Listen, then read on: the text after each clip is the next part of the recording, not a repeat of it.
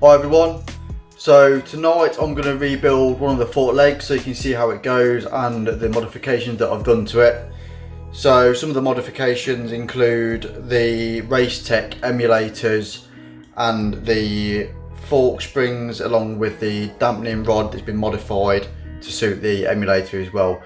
So I'll just do a video of me rebuilding it so you can see what's been done and how these fork legs go, and also what to check on these fork legs and how you can improve them. So I'm going to start with the fork leg itself. So on the outside it's been aluminium brushed by hand, so that's the finish on it, and I finished it with a sanding sponge just so it matched all the contours better. I took all the moulding marks out. I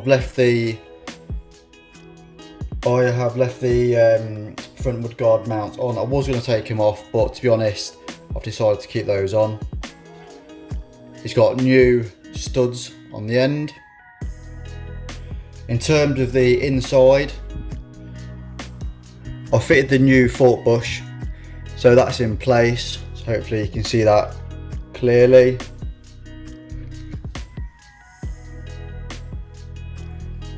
The inside of the fork leg has actually been refinished.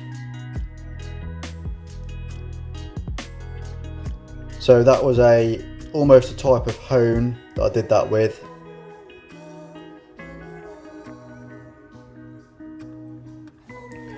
So it's really important to have the inside of the fork leg nice and smooth, so there's nothing for the slider, for the stanchion, sorry, to get hung up on. Obviously the actual slider itself doesn't really contact the outside of the fork leg, sorry, the inside of the fork leg, because there's oil in there. And the tolerance between this and that is 10 thousandths inside here. So I've bore checked this compared to the outside diameter of this.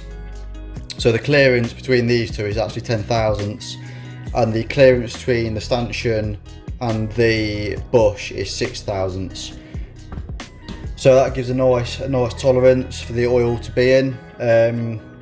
So the actual way I kind of refinished the inside was on a long drill bit, first with some light medium Scotch-Brite. I made my own pad up so it fitted inside it, and then I polished it up with a lint-free cloth. Again, I made like a ball out of lint-free cloth and mounted it to a drill bit via a screw through the middle, and basically refinished the whole of the inside of the fork leg. So as you can see, it came out really nice.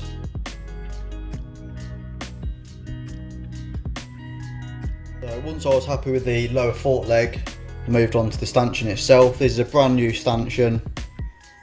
It doesn't have a lower bush that sits in here. Basically this part here, so it's like swaged in here, nothing goes there, but after this swage, this part effectively is the lower bush. As I mentioned before, between that and the inside of that is 10 thou. It's also already got the dampening rod guiding, I think you'd call it. The inside of this, I didn't refinish it, but it's been thoroughly cleaned. So inside of here has been really cleaned up, because it does have an amount of swarfing when they're made. You can't really see it that well there. But one thing to bear in mind is this washer, this nylon snap ring or guide or bush, whatever you want to call it.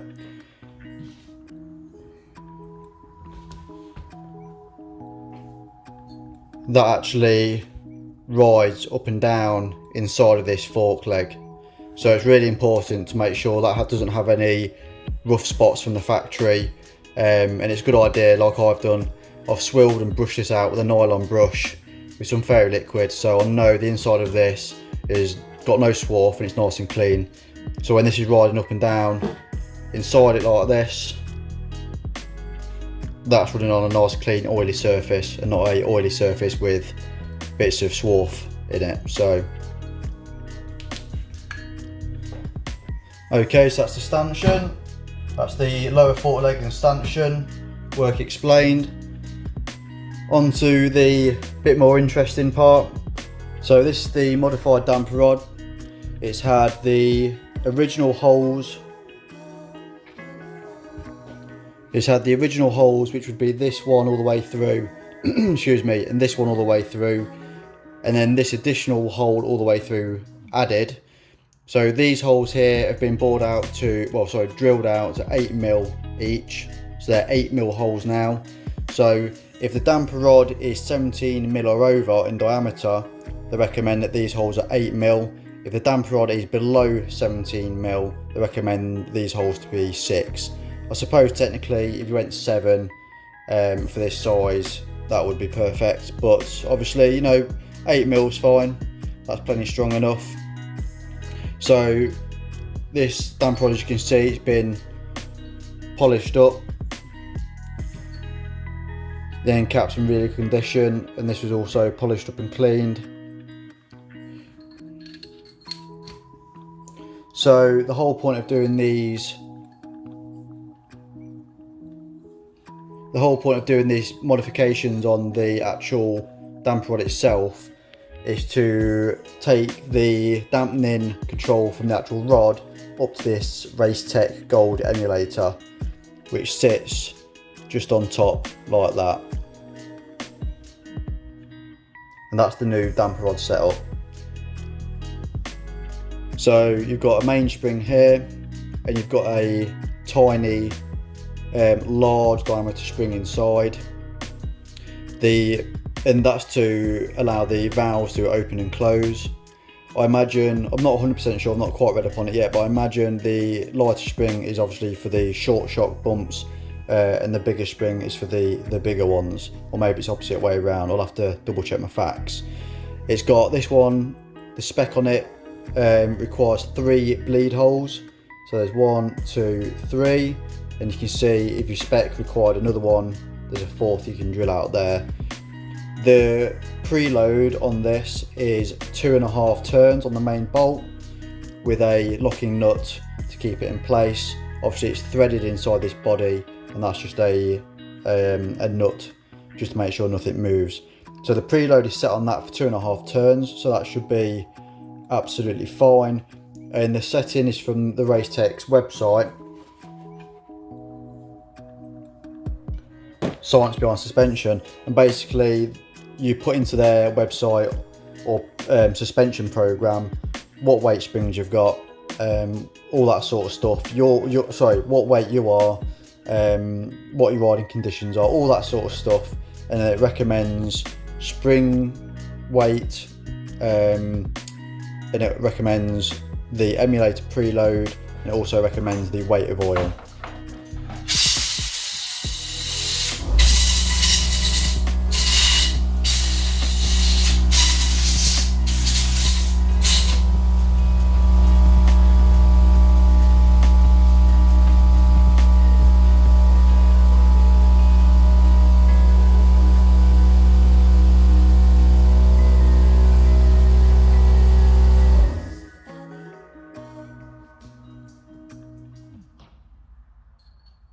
So that's the top out spring going on.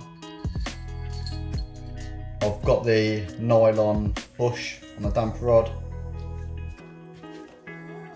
I've got to mention on the lower fork, I've actually got this with a very small, you can see that. This is for the lower fork. It's got a little sealing O-ring just here on a nice button Allen key to finish the fork leg off.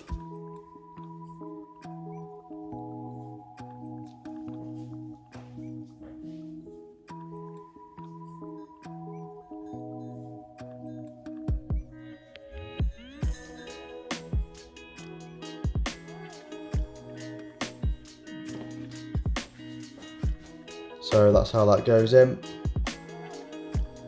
That's what it looks like when it's in, so it's nice and flush. Well, the bottom of the head is flush.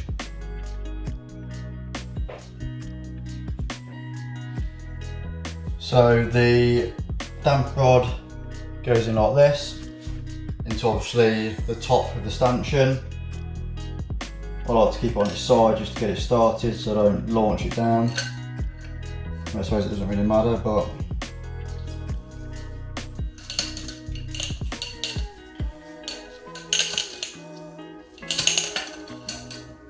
and then that'll come out the bottom. So when you do this, you can actually feel the damper rod going through that bush in the stanchion, and you can also feel the so you can feel the damper. Sorry, you can feel the damper rod bush that's in the stanchion, and you can feel the actual damper rod bush.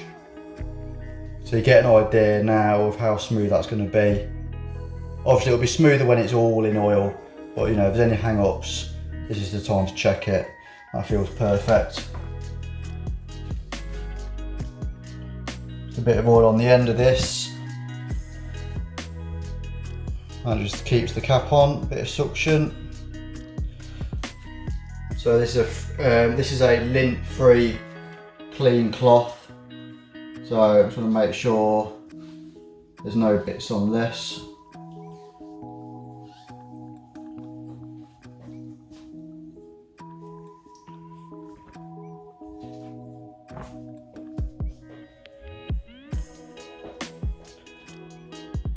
The table is really clean, but I just want to make sure there's no chance of dragging any shit into the stanchion. So obviously oil it up, because this is going to go past the bush. So just put a bit of oil on the bush.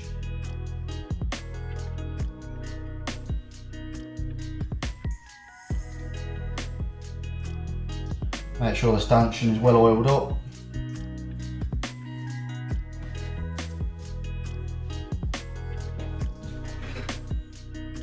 And again, I like to just put it in like this, just be really careful of that bush. And then make sure everything's straight before you start sliding it in. So that's straight in. Obviously, if there's any problems, that's probably the time. I've already checked all of this anyway, just make sure it's not hanging up anywhere. But this is obviously the key time now to make sure everything's okay. So the bolt's got to go into the bottom of the damper rod next. But as I slid it in, I could tell that that slid in absolutely perfect. So we know there shouldn't be any problem. So we can put the damper rod bolt in.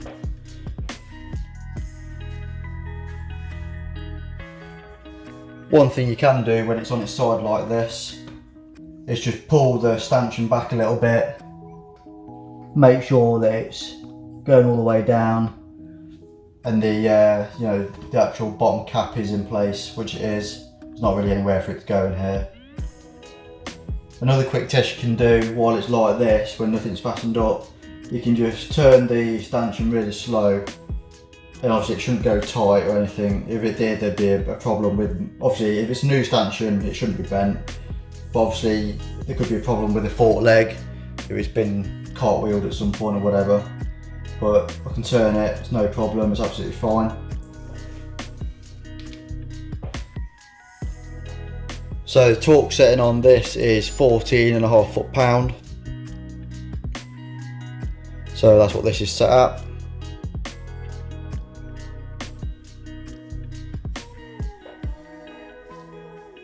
So I've got a long 8mm here. But you don't really need it for this one as such, but for the other one you do, because it has to reach down. But I'll use the same one for this. So the bolts come pre-thread locked. I've put a tiny bit of liquid red thread lock on the end as well, just for good measure. For holding the actual damper inside of here,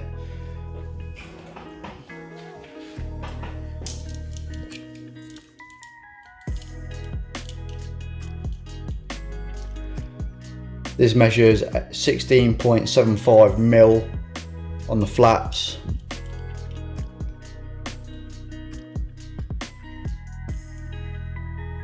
And near as damn it 19 mil on the, or 18.8 on the points.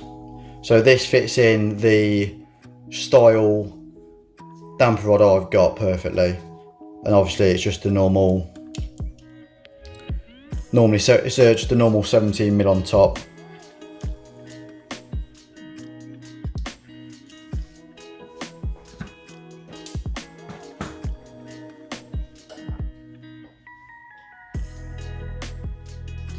So I've got my two lock nuts on there, and they've been tightened up together so they don't move anywhere when I'm tightening this all up.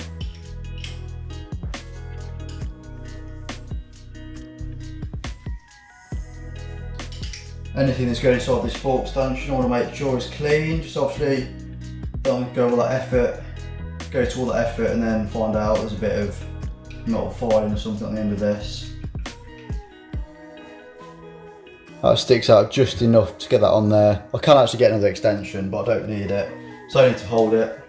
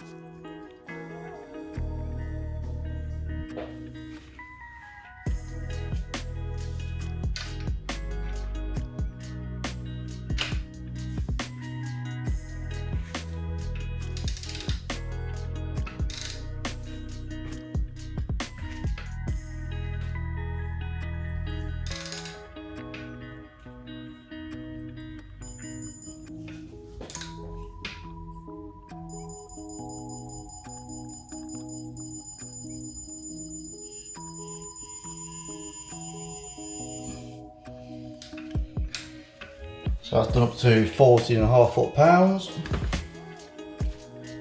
So as you can see, you can just rest it, make sure your ratchet's the right way, you can just rest it on the table, there's no drama.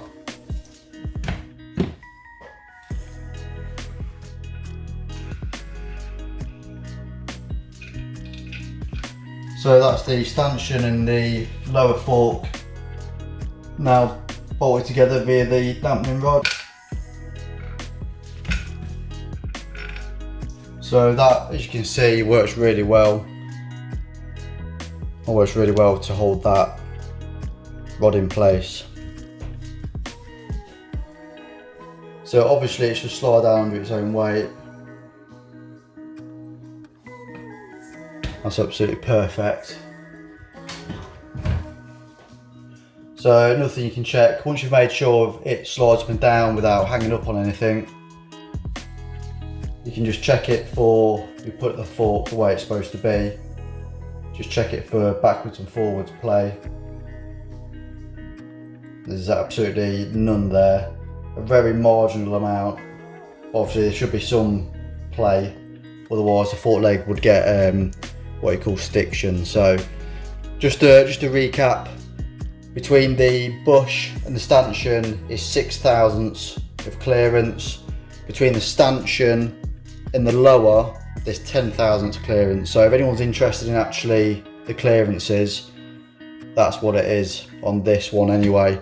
And I did ring someone that I know at K-Tech Suspension here in the UK, just to run those by him, and he said, yeah, that's absolutely perfect. So I think he was quite surprised I'd bothered to even measure it.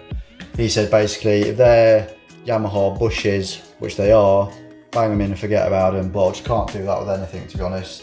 I have to check absolutely everything just to have peace of mind. So just make sure the fork leg's fully extended. Get your cloth that's nice and clean, lint free preferably.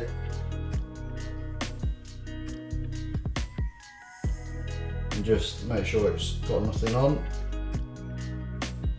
So what I'll do now is I'll just collapse this down into the lower.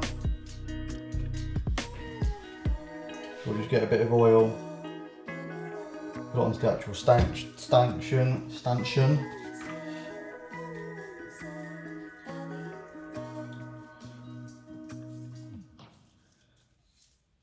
Don't want loads, we just want a film. So what I've got here, I've got a bit of a rubber glove that I put over the end of this, just to put the just to slide the seal over.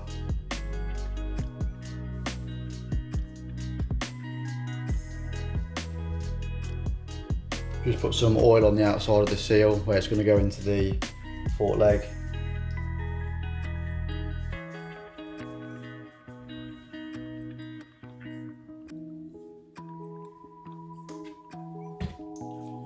Just put a bit of oil on the actual seal itself. Obviously check to make sure the seal isn't damaged from the shop, the manufacturing.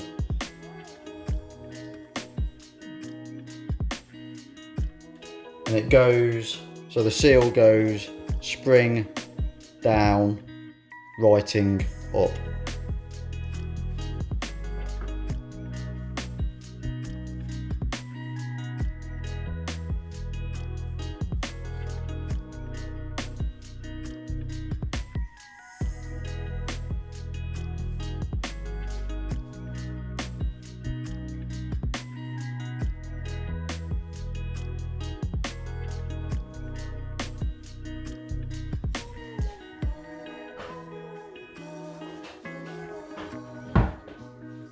So you can get if you have one of these tools, this is a 35mm.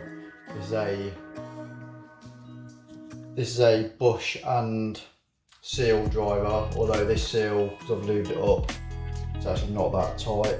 Well, it's just tight enough, but not horrendously tight.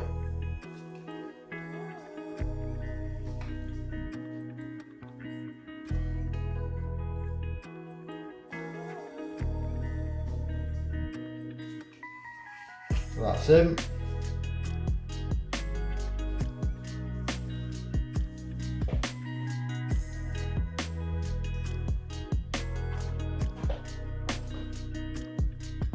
Next to go in is this washer on top of the seal, or spacer.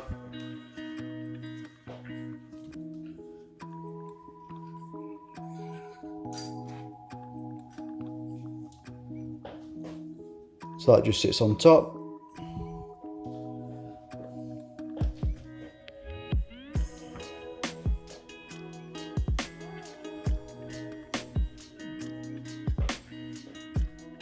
Then you've got this little snap ring that slides down, and then that will keep it all in place.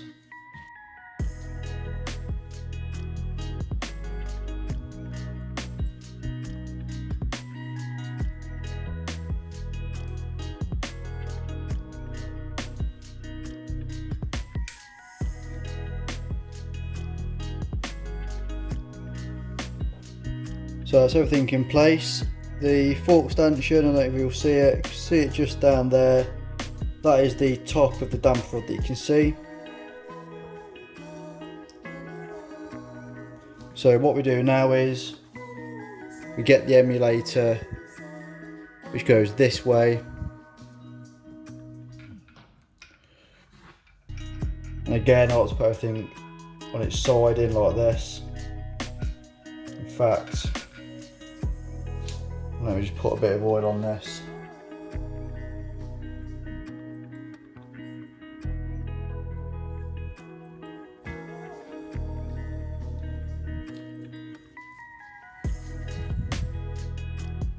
So it goes in, so the spring is facing upwards.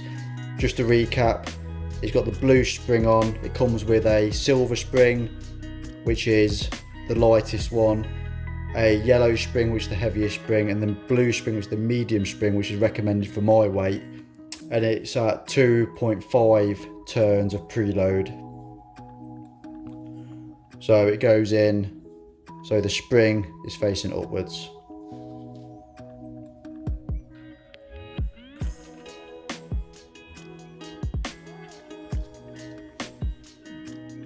and this sits directly on top of the damper rod.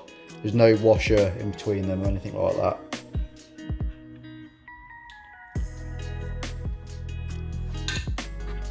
So the emulator is sat on top of the damper rod, and now the spring will sit directly on top of the emulator.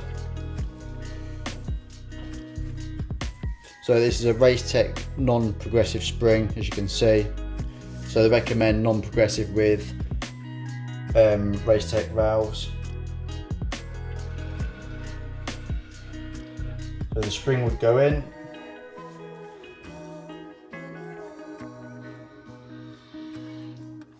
Now I can't finish this off, but then what would happen is a washer would then go on top of the spring. A spacer would then go on top of the washer, because this is part of the preload setting. This is just a bit of PVC pipe that come with the kit. Obviously, this is fine. I could cut this to length to what I need, but I'm not going to use it. I've actually got some titanium on its way that's the same as this. It's got 3mm thick walls, same outside diameter and inside diameter. So I'm going to make some nice titanium spacers up.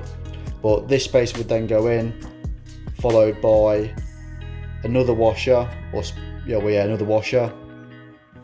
And then once that's all there, the cap would then go on top. In this case, I've got a aftermarket preload adjusting cap. And then you'd end up with, basically, obviously if that's wound in, you'd end up with that. So this actually gives 18mm of adjustment. So I might set this so it gives me 10mm extra preload that I can put on the spring and 8mm preload I can take off. The preload on the spring, on these forks, should be about 15mm they recommend for preload. So when I'm doing the spacer, obviously I'll do that to make that happen. And when I do the spacer, I'll take in the adjustment that I can do on this into account. So basically my baseline preload will be 15mm, and then I'll end up maybe with something like 10mm of preload extra I can put on and 8mm that I can take off from the base point, if that makes sense.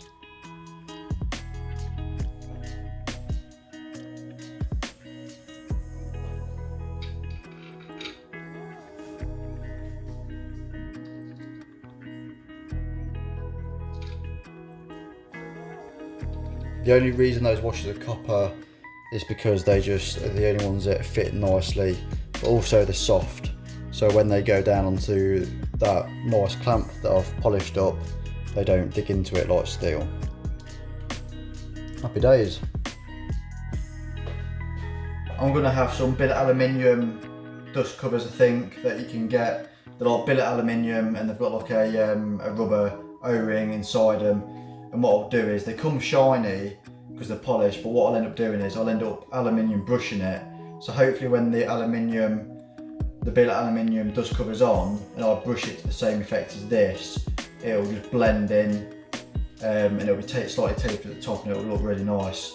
I'm just trying to make these forks like I did the engine. I'm trying to make them a nice piece. That's the whole point of this project. I'm not doing it for quickness, I'm not doing it for reasons to rush. I've took this project on to do everything I touch to the best of my ability and to try and get it into a show bike that doesn't just look good, but the workmanship in it is second to none as well.